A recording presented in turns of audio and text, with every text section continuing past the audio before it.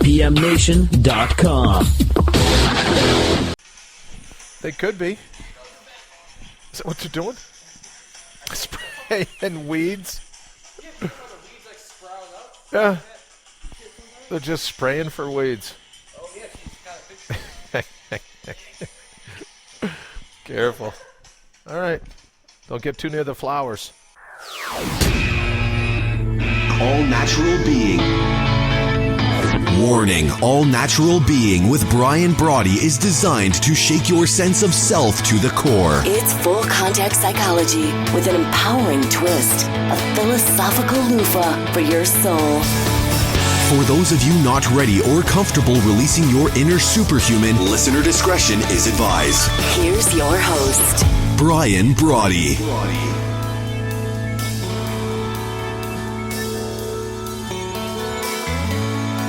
Welcome to All Natural Being. The number one, 2 months in a row now, go figure. The number one radio show on IPMNation.com. Coming to you live from the Metropolitan Co-working Space. Beautiful downtown Aurora. If you caught it there in the very beginning. City folks driving by, spraying weeds. Looks like.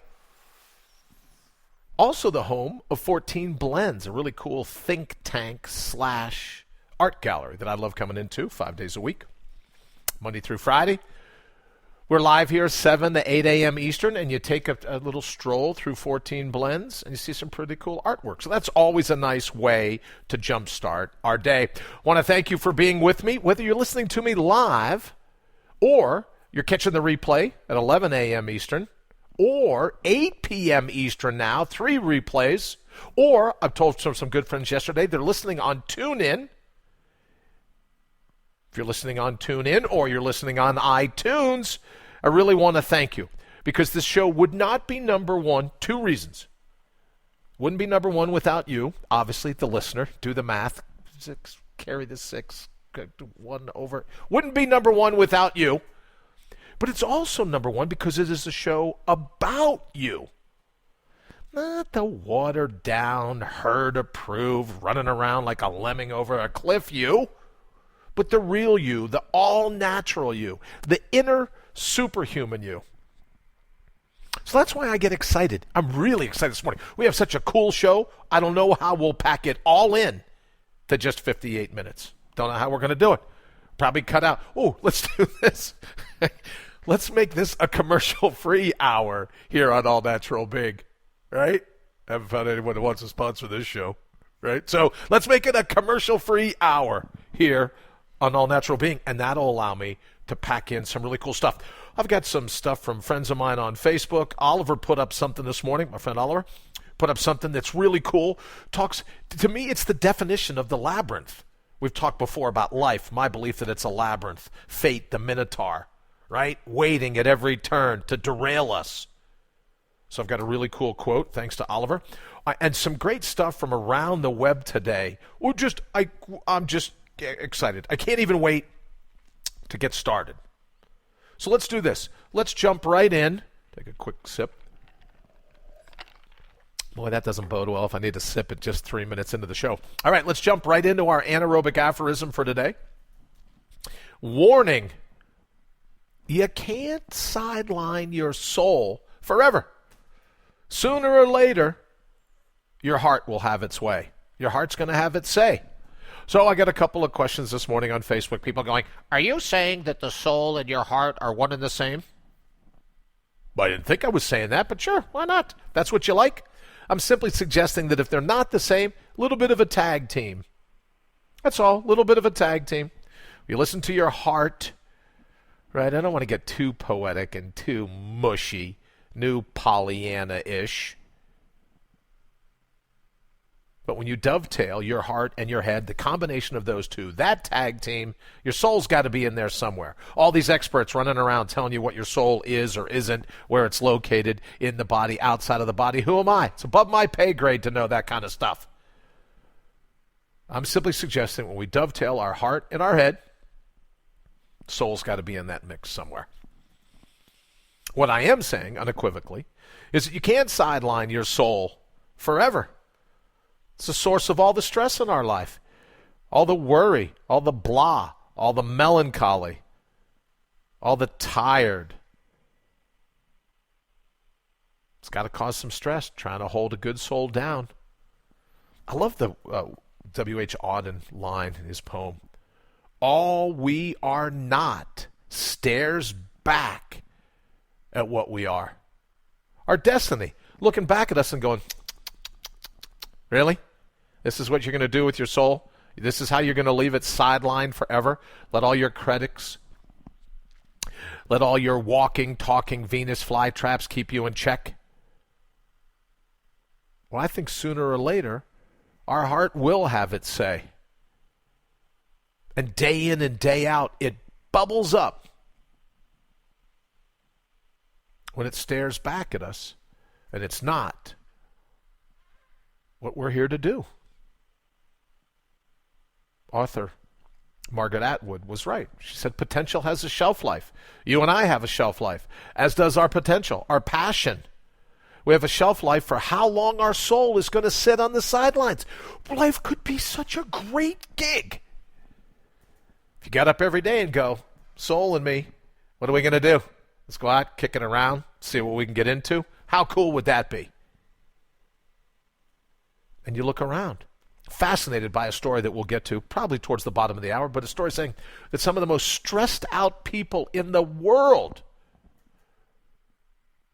not people that have the concerns of wild animals, unchecked disease,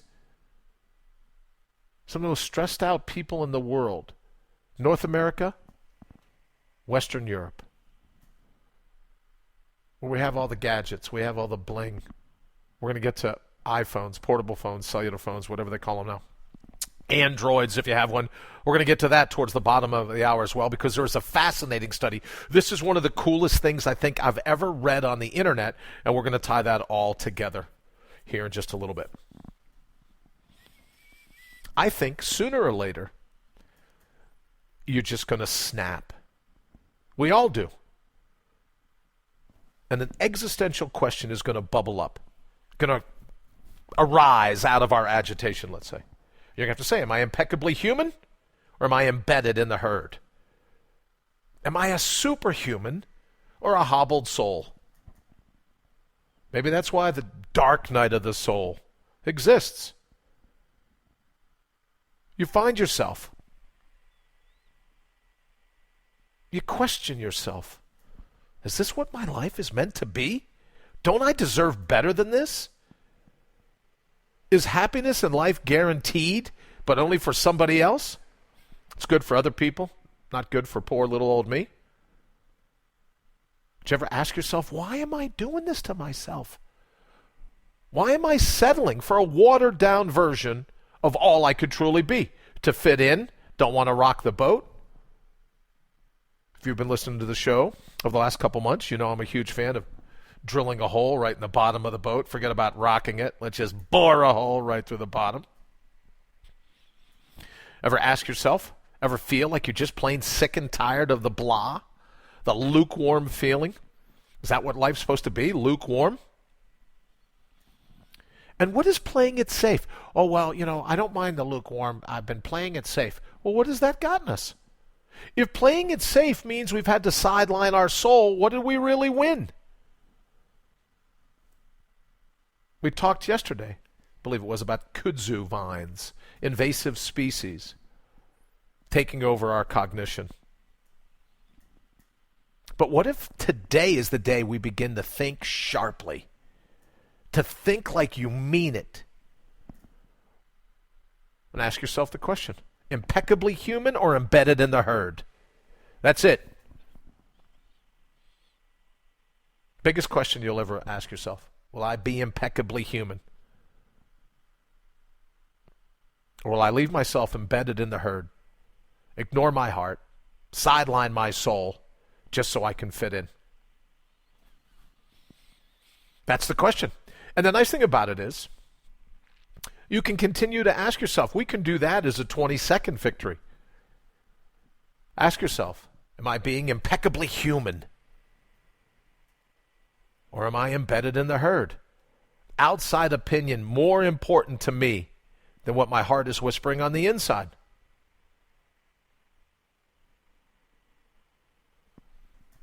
That's the question you've got to ask yourself. And the answer that bubbles up is the most important answer. Because the decision is always yours. It's easy to look outside and blame other people saying, oh, it's this, oh, it's that.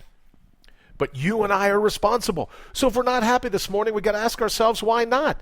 This is a great gig. Right now, in this moment, tapping into the truly unimaginable power of this moment. Why be in a position like Auden says in his poem? Why ever envision a day where you're going to stare back at everything that you're not?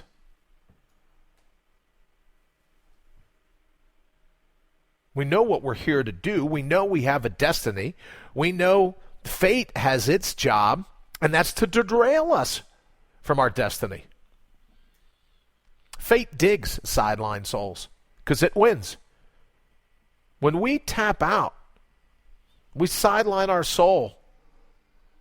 When we allow someone to hijack our head and our hearts, we're dead, as I've said before. We're dead long before someone digs a hole in the ground for us. Long before.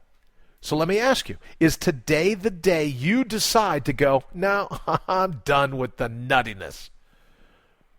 I'm going to live my passion. I'm going to call for my soul. I'm going to take it off the bench. I'm going to put it in the game. Today could be that day because every chance is a second chance for you to be just absolutely blown away happy. You don't need anything to do so. You already have it. It's in your core. All right, I can't even wait. This one, I was going to wait to the bottom of it, but let's do this. My friend Oliver over on Facebook. This is one of the Facebook memories. I think he put it up a couple of years ago. But you know how we talk about the labyrinth? The lefts, the rights, the ups, the downs, the pivots, the swerves, the shift happens. How I believe, how neuroscience is proving that we're thrown into the uncertainty of the moment and that our mind digs it. That our neurons dig the new. They like the challenge. They like the adventure, the impromptu, the improvisation of it all. Something about to happen. And I've talked before, we've shared before, that other people's labyrinths, just not us, but other people's labyrinths interact. They're adjacent to us, tangential. They lay on top of ours or below ours. But all these different labyrinths are interacting. So your left might be someone's right, your up might be someone's down, but this whole matrix, the beautiful mystery, the magic that is all of our lives, the underlying connection, the underlying pristine of which we are all an individual packet packed into our soul. That's what the soul is, really. You got a soul? Yeah, you got a satellite office of the pristine. There we go. Write that down. You're welcome to retweet it. That's all the soul is. Your soul is an individual packet of the universal pristine. And as such, things are going to overlap. So here's the quote Oliver threw up. I wanted to share it with everyone. It says, every event that has taken place in this universe has led you to this moment. Every star exploding, every planet colliding, every molecule combining, every quantum occurrence, every life that arose, every adaptation, every evolution of every species, every birth, every death, every thought, every realization, and every action taken by anyone who has ever lived. The real question is, what will you do with this moment? Everything that has ever happened within the pristine, every meandering of every individual packet of the pristine, which is your soul, has melded together to create this moment in your mind. Every event that's taken place in the universe. You and I have talked before. What if your great-great-great-great-grandfather fell in love with someone other than your great-great-great-great-grandmother? Guess what, Snippy? You wouldn't be here. Right? Oh, no, I'd be here. Well, what if your mom dated someone other than your dad in high school? Look at all the chance occurrence that had to fall together perfectly, like a giant universal Rubik's Cube, in order for you to be here, Skippy. Right? And if that isn't enough to make us wake up every morning, a renaissance of reverence, of self-reverence, if that isn't enough to make us wake up every morning and go, good golly, chances are great I shouldn't be here. That if a star had exploded differently, going back to Oliver's quote,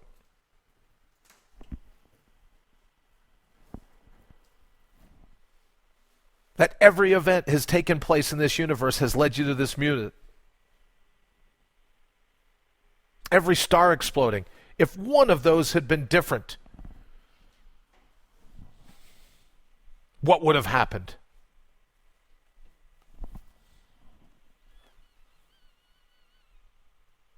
And I'm just getting a text now that says apparently we're having some more internet problems this morning, so my apologies. We're going to go ahead, see what we're doing, why that's the case. It says we're all good here at this end. You never can tell. Talk about exploding stars, talk about all these other things going on. So if you're listening in, we will get back to it.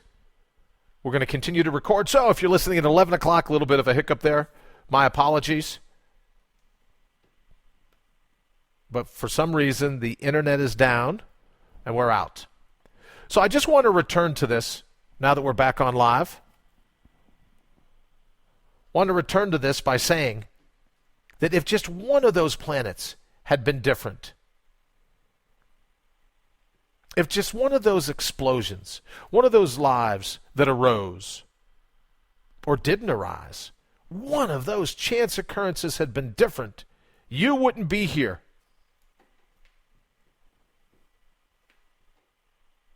Think about that. And if that isn't a reason for overwhelming gratitude, I don't know what is. And I want to thank everyone for sending me the feedback.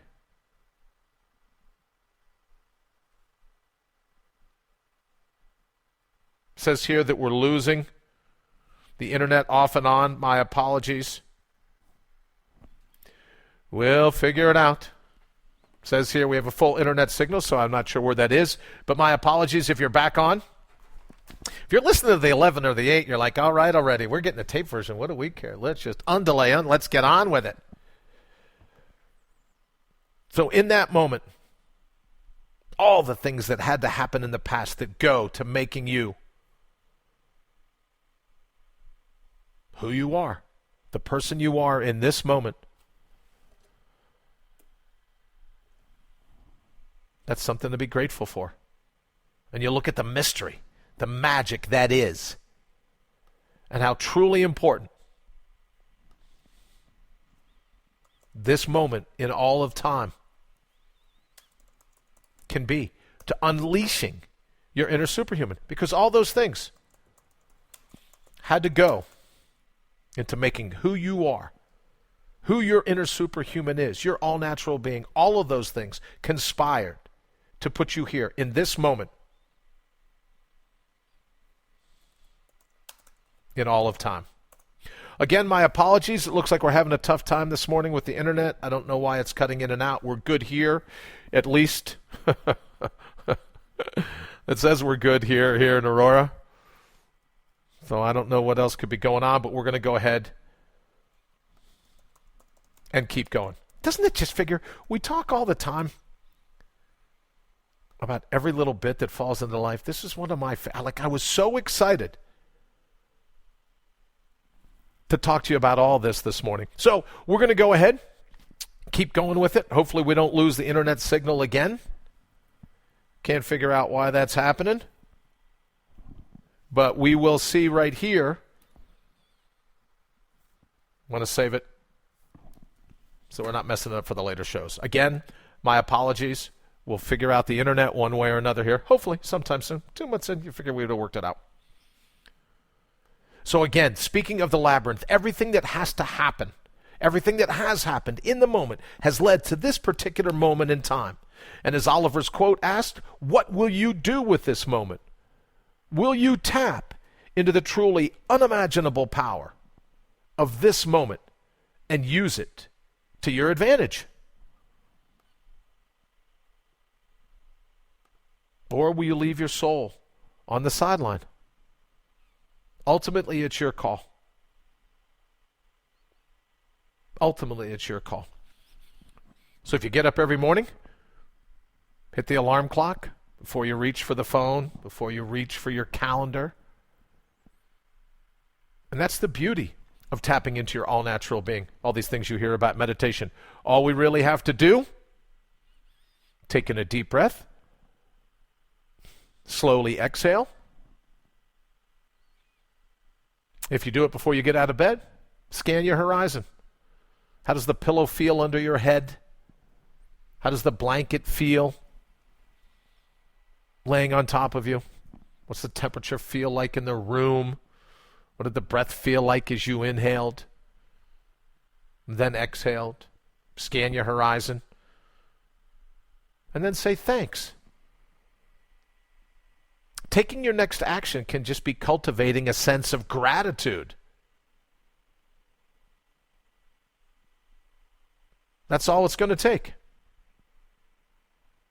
And then you start your day greasing your mind with the thought of gratitude.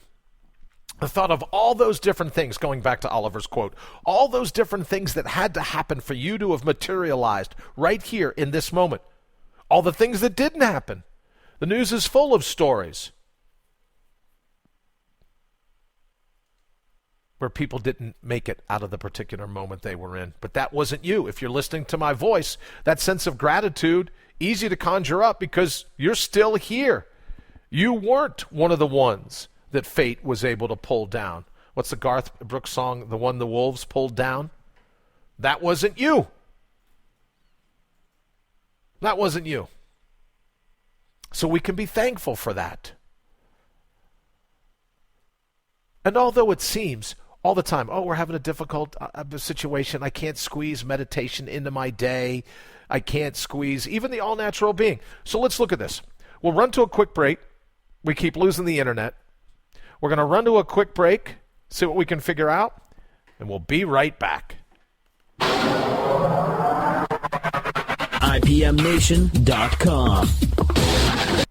All right, my apologies again. We're switching off everything that could possibly be connected to an internet here. I don't know why the signal keeps dropping, so my apologies to those people listening live. We're going to go ahead, keep working on it for the replays later today, and of course, iTunes and the like. But for some reason, the internet continues to drop here, and I can't figure out why. So again, I apologize. We're talking about how to incorporate this grand sense of meditation into your life. Bottom line is, simple stuff. We don't have to worry about, oh, can I find a quiet place? That's one of the big excuses. Do you know what I love about it? I've said for years, it's easy. I've been in a cave on a mountain in China. I've been out in the middle of nowhere. I've explored 49 of our states here in the United States. I've been in some pretty wild, remote places by myself.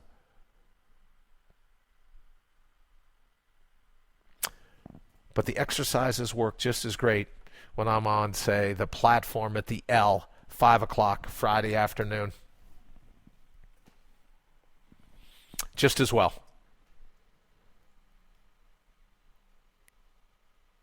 Where all the din, all the clatter, all the static, all the noise, it's still there, but you can still close your eyes, breathe in, exhale, scan your horizon, and if it's noisy, use that as an excuse to go back inside yourself and then think and then talk and then take action.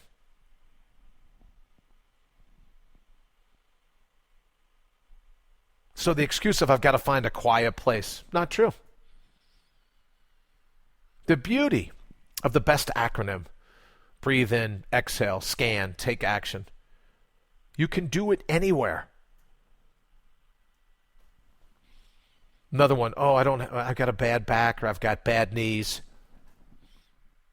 Another beauty, another benefit, if you will, of the best acronym. You don't need to torture your knees. This isn't about gymnastics.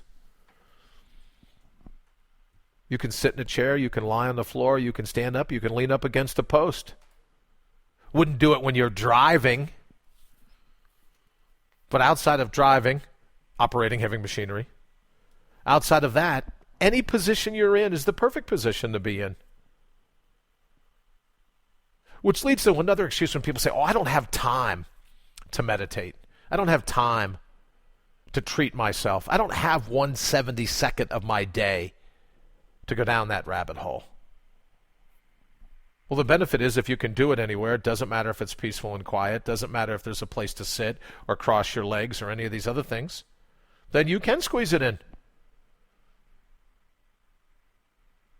Whether it's intended or impromptu. Whether it's planned or just pops up. Any moment is the perfect moment for you to be able to sit, breathe in, exhale, scan your horizon, take action. And when you do that, it starts to build. The effect is cumulative.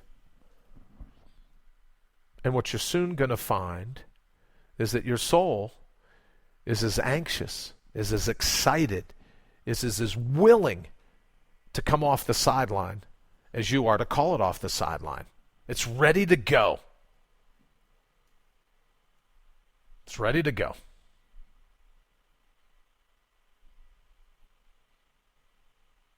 All you need to do is breathe.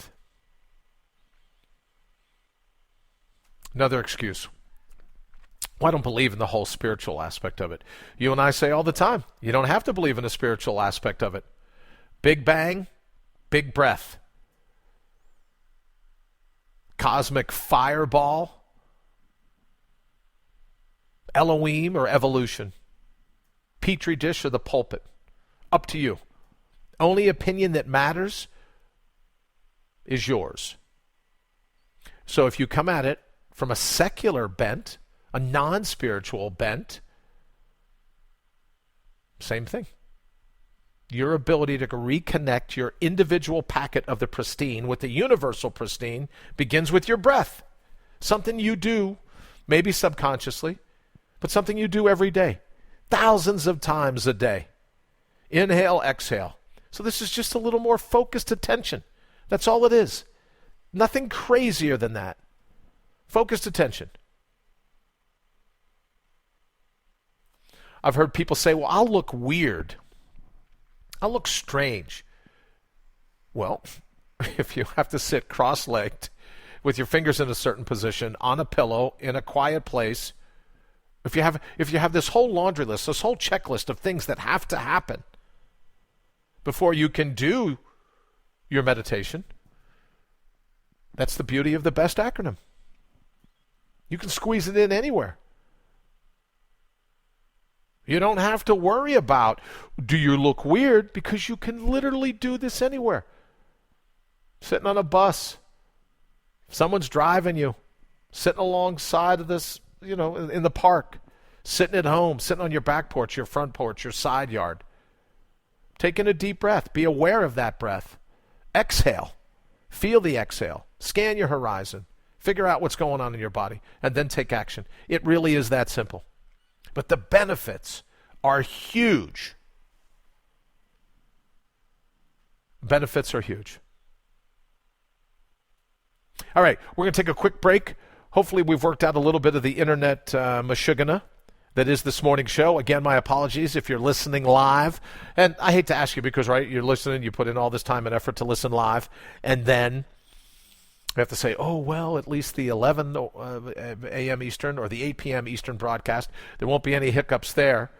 So sorry to have to ask you if you want to hear the full uninterrupted version. Of course, there's iTunes and TuneIn. But we're working on it. Figure out the internet, figure out what's going on here. And we'll be right back. You're listening to All Natural Being with Brian Brawdy. How much longer will you let them hijack your head and your heart? All right. So here's one of the things that I was so excited to share with you this morning, and I continue to be. And it's an article that I found, Science Daily. I just want to read you the summary. I'll quote the whole thing. And then we'll tie it back in with yesterday when we were talking about playing tag and how important it is to have a grooved sense of a port, of a safety net, of a panic room, of a tree in the great life that is the game of tag. That place that we can retreat to where no one can get to us, where no one can touch us. All right, so here we go. Science Daily. Quote, "It seems to be the stuff of pure fantasy. A hand made of rubber feels as if it belongs to the owner's body. Although it is hardly conceivable, it is an illusion which is in fact well known, very well known, in the field of psychology, and one that can be produced in skillful experimental setups."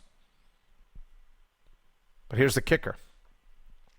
Psychologists, quote, "Psychologists have now shown for the first time how test persons can also integrate their own smartphones into their bodily selves. This means that whether an object is felt to belong to the owner's own body does not only depend on whether it has a form similar to that of a human hand. The extent to which the object is used also appears to play a very important role." So here's the scoop. For our family and friends, extended family, extended friends, that have lost a limb to accident, to war, lost a hand, lost a leg, and they've talked about how they can still sense it, they can still feel it. And then there's a prosthetic put on. As the article says, a hand made of rubber feels as if it belongs to the owner's body. And heretofore, people have thought, okay, great, well, that's because it looks like a hand. You know, you've seen it there before. You kind of extend that out. But, quote, "The research question behind this is how flexible the brain is and whether the daily use of a modern technical device can, in the long term, lead to their integration into the owner's own body schema," according to the doctor. The researchers adapted the experimental setup used for the rubber hand illusion with the test person laying their left hand on the table. The hand is screened off, right, so they can't see it. Quote, "The hand is screened off so that the person cannot see. Next to this non-visible hand, the researchers placed a rubber hand, the test person's smartphone. In this case, it was an iPhone. A computer mouse or a piece of wood shaped like a smartphone. The real, not visible hand and the visible artificial object were then stroked with a brush for a few minutes. The fact that the test person feels their own hand being stroked and simultaneously sees the object being touched produces the sensation that the object is a part of their own body. Because both pieces of information merge into one single perception. Quote, the results indicate that our bodily self is much more flexible and plastic as it was previously assumed. Because in our experiment, a smartphone, which has absolutely no similarity to a human hand, produced an illusion just as strong to that of an artificial hand. The article goes on to say, what presumably plays a major role is the fact that the test persons, here we go, the test persons had already had extensive experience in their lives using a smartphone. What is decisive is the so-called multisensory integration. Quote, we look at our smartphones daily, and in doing so, we feel intuitively how to use it, according to the good doctor.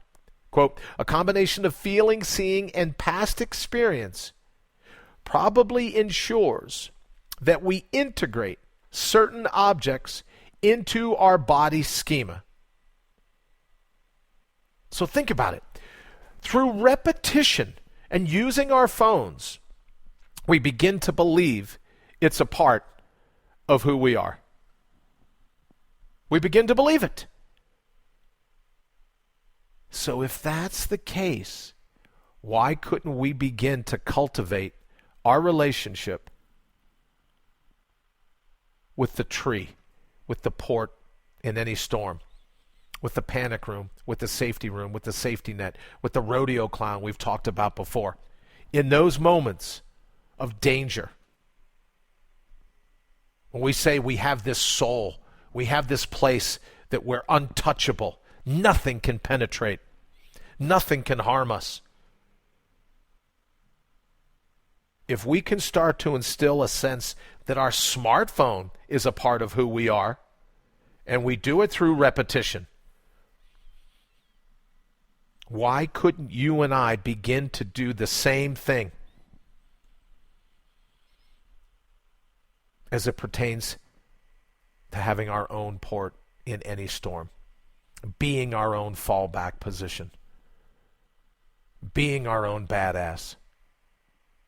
And when we practice, just as the article said, right? It's the repetitiveness of using the phone, what it called the extensive experience in their lives of using their smartphone,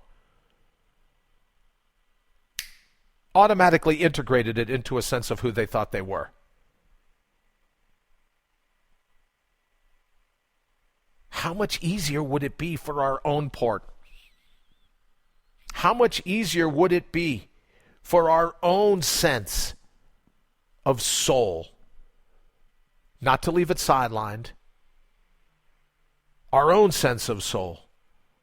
How much easier would it be to integrate that, to fully believe that it is a part of us, because it is a part of us? If we can integrate our belief in a cell phone, how much easier would it be? Every morning, we wake up, before we jump up to start our day, we breathe in, we exhale, we scan the horizon, scan our situation, check our six, and simply say thanks. Because no matter what happens to me today, no matter what action I take or action fate takes against me, I know there's a port in the storm. I know there's a safe place for me. A place that allows me to venture out and explore new things. A place that allows me to look at the adventure, the improv that is life, and go, yep, I'm in. If we can inculcate in our own minds a belief that our smartphone becomes a part of us. Now there's a little more to it. You're looking, your hand is screened off, you're looking at the phone. It's very smooth in terms of rubbing the phone. It's rhythmic. And then soon your mind goes, wait a minute, that phone's a part of me. how much easier will it be when we begin to believe in ourselves and that we have that place that we can retreat to, no matter what. We have that place within us that's outside of public opinion. Outside. We're not a pincushion looking for people's pins. We talked late last week, I think, about the arrows. Arrows can't touch us there. Einstein said that he had a different self than a lot of people that he met. He had a self that was outside the arrows that other people would launch at him. If the human mind can begin to believe that its iPhone is a part of it, how much easier will it be for you and I to reconnect with that thing we've always had? To reconnect to our very sense of soul. Call it off the sideline. Listen to our heart. Fully engage it. Go into the moment. Light it up. Go in hot. How much easier is it going to be for us to adopt, to embrace that port, that tree in the great life game of tag? How much easier is it going to be for us to believe that's a part of who we are? If it works for the rubber hand effect, why can't it work for you and I? So how do we do it? We know that each morning we can start off. It's never too late. We can start off each morning. Maybe you want to start off each hour. Maybe you set a little alarm on your phone and go, when this alarm goes off, wherever I am, again, as long as I'm not driving a car. Although, to be completely honest with you, you could do this without closing your eyes.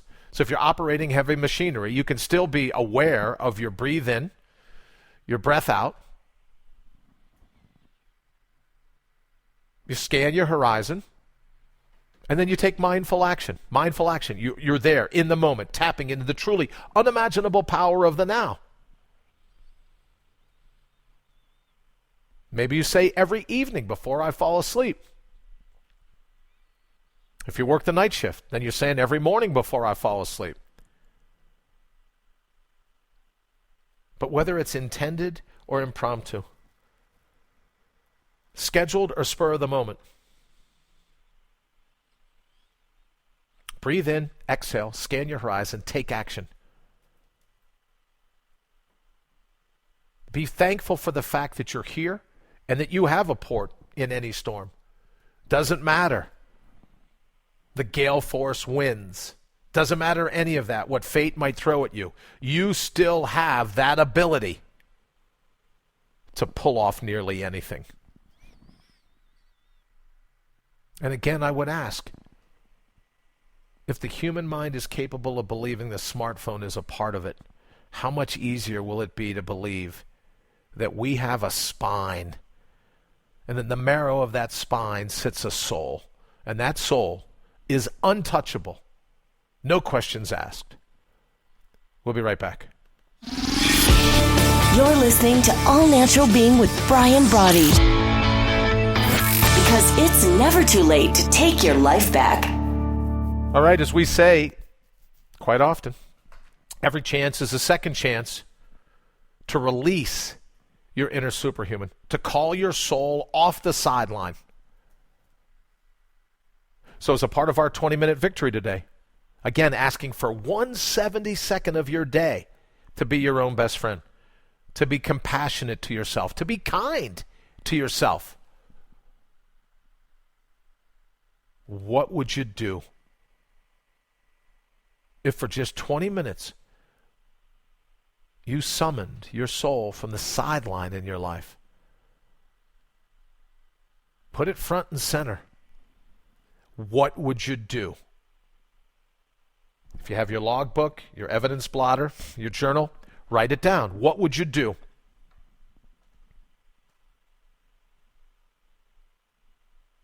What would you do?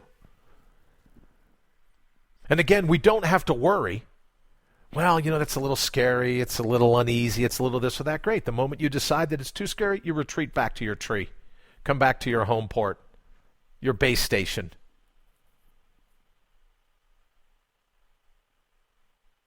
what would you do if you were going to let your soul run the show for 20 minutes, 1/72nd of your day? What would you do?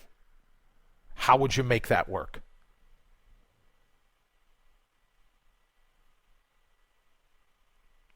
Another article that I wanted to highlight today. Talk about the people under the greatest risk of anxiety. Published in the journal Brain and Behavior. Saying that anxiety disorders, which often manifest as excessive worry, fear, and a tendency to avoid potentially stressful situations, including social gatherings, are some of the most common mental health problems in the Western world, according to the article. And they look at all the people, and that under the age of 35, both male and female, under the age of 35, are disproportionately affected as opposed to the population. Under the age of 35. Is it because our dark night of the soul, maybe it comes midlife crisis, quarter-life crisis? Maybe because it comes later in life that we re-identify with this port in any storm? Is it possible that if you're under the age of 35, maybe you need to reconnect with your tree, your port? Maybe you need to reconnect with it more than people older than you?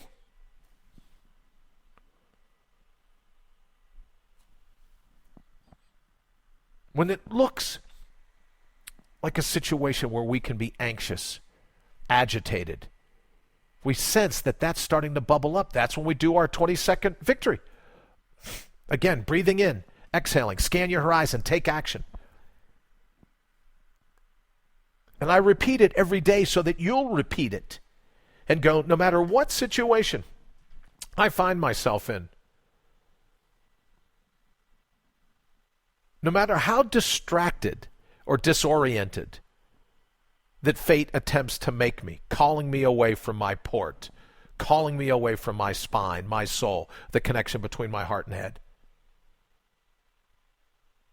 No matter how great the static, I have the ability to step back, build the ego shield. Yes, no matter what the ego tries to do, because in this situation, the ego is the enemy. The ego is the enemy.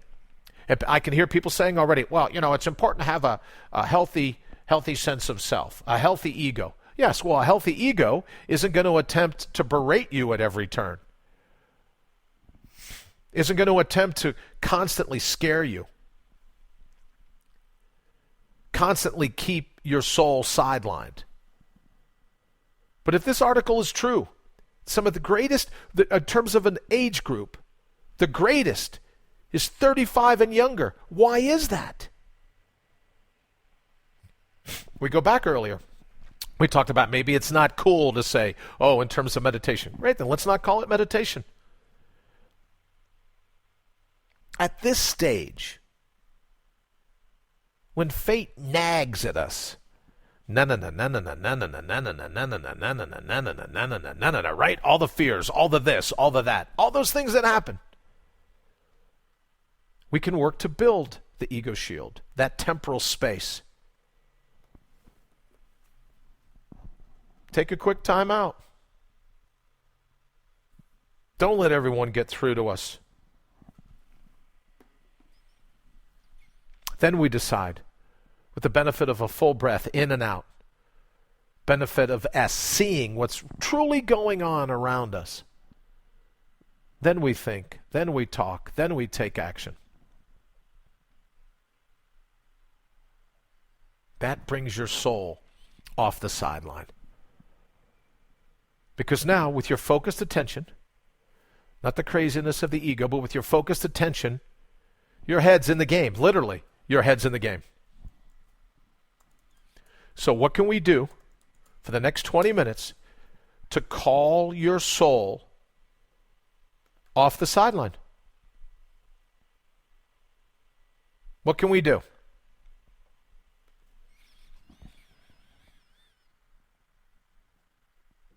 What would you do? Write it down. What would you do? Because you know, I believe your soul is here to steal the show, to wow the crowd and the world. What would you do? And when you can begin to honestly answer that question for yourself, you'll see the chains start to fall away. You'll feel a sense of liberation, a renaissance of your own self-reverence. Because there's nothing wrong with being your own best friend. Doesn't mean you can't have other best friends. There's absolutely nothing wrong with you being your biggest fan. Now, this isn't a prescription for narcissism. This isn't, oh, I'll just fall in love with my reflection in the mirror. We got enough of that going on. I'm talking about the real you, the true you. The you that will never grow old, the you that will never wrinkle. The all-natural being that is you.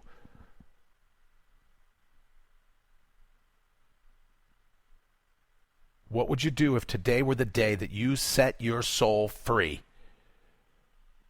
to run the labyrinth as you see fit? No fear, no agitation, knowing that you can fall back at any time and reconnect with your tree, with your base. What would you do?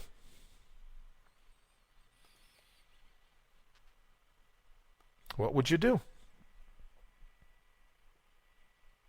Write it down. Put it in your journal. And if your pen takes off, your pencil, your crayon, whatever you're doing, if it takes off and you just continue to run with it, let the pen go. Who knows how long this has been built up inside of you? Let it roll. Knowing full well and giving yourself permission that if at any time it's like, oh, wow, this is too wild and crazy for me, you can fall back. If your iPhone can become a part of who you are, how much easier is it going to be for you? I don't even want to say integrate because it's already integrated, but to become aware of the soul, the spine, the marrow of who you are. How much easier would that be? We'll be right back. No self-help industry tactics here. You're listening to The Real Deal, Brian Brawdy, with All Natural Being on IPM Nation. Well, let's hope you're still listening to The Real Deal, All Natural Being on IPM Nation. We've had some other internet trouble this morning. I cannot figure this out to save me. Doesn't look like it's coming from our end, but somewhere between here and the home office, the internet signal keeps dropping. So for all the people that get up, that set their clocks, that do what they can every morning to get in and listen live, again, my apologies. Ay. Into every life, a little rain must fall. But we will replay this morning's show, and it will be without all the disconnection. So if I can ask you to come back and take a listen, this is often the case, right? This turns out to be one of my favorite shows. And we had some internet trouble again. So listen in at 11. If you're listening at 11, then ignore everything I'm saying about the internet going out because you're not even going to know what happened.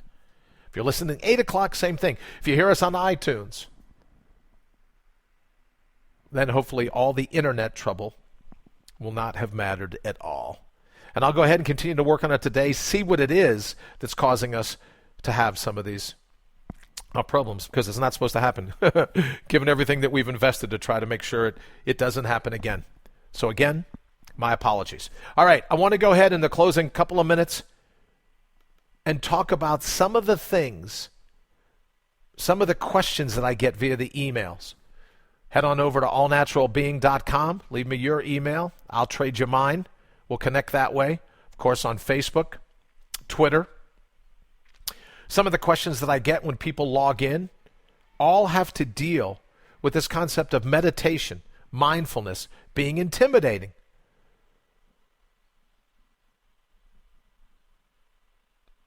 The key is the 20-second victory. First, you have to have the intention. Are you worth 20 seconds of your day? 20 seconds of your entire day. Doesn't have to be any crazier than that. Breathe in, exhale, scan your horizon, take action. Whatever that action may be. And in the beginning, if within 20 seconds all these other thoughts pop up, great. That's what minds do. They're supposed to offer up some thoughts. We can still be filled with gratitude. Don't have to sweat it.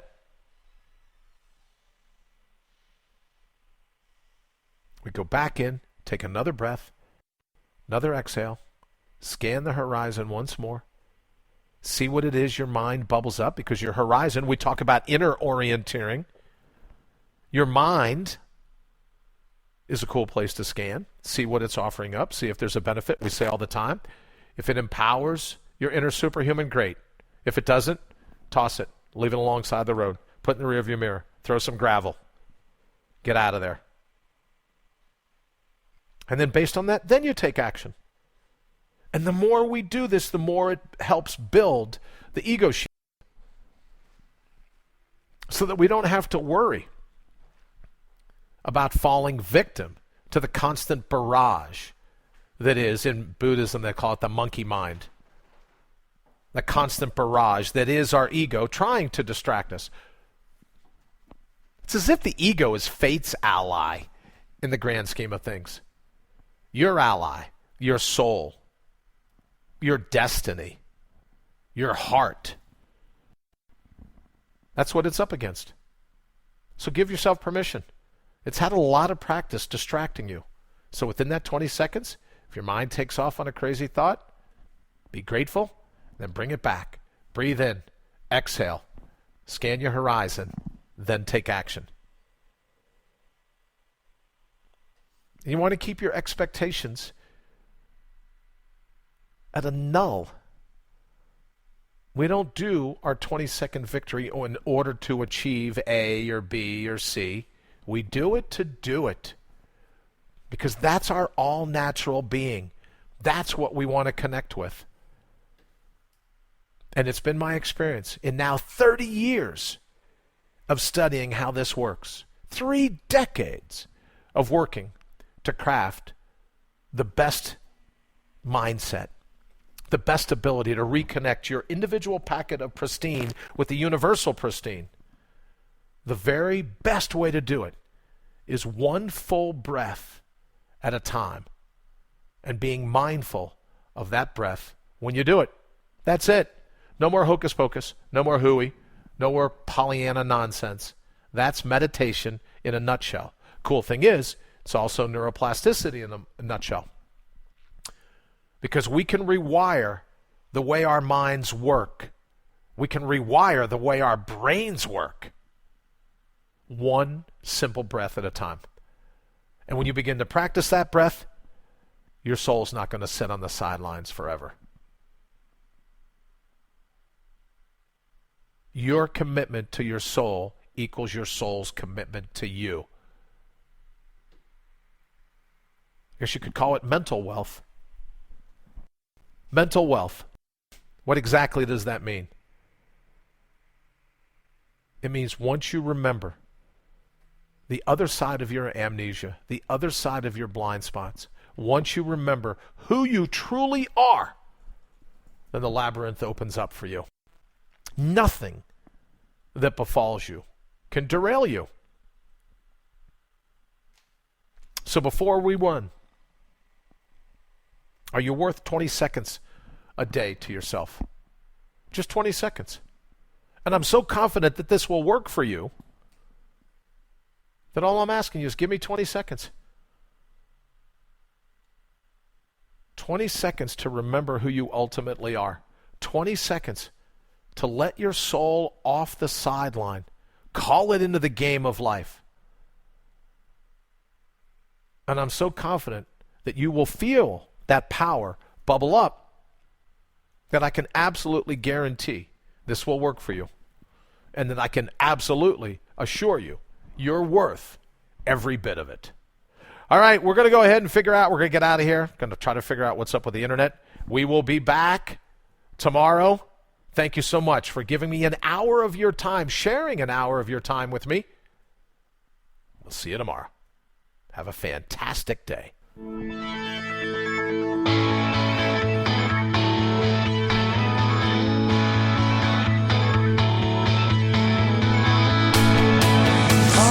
You've been listening to All Natural Being with Brian Brawdy.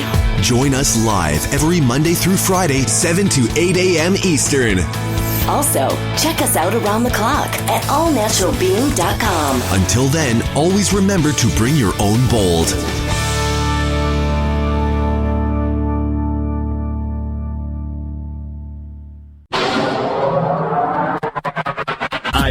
IPMNation.com.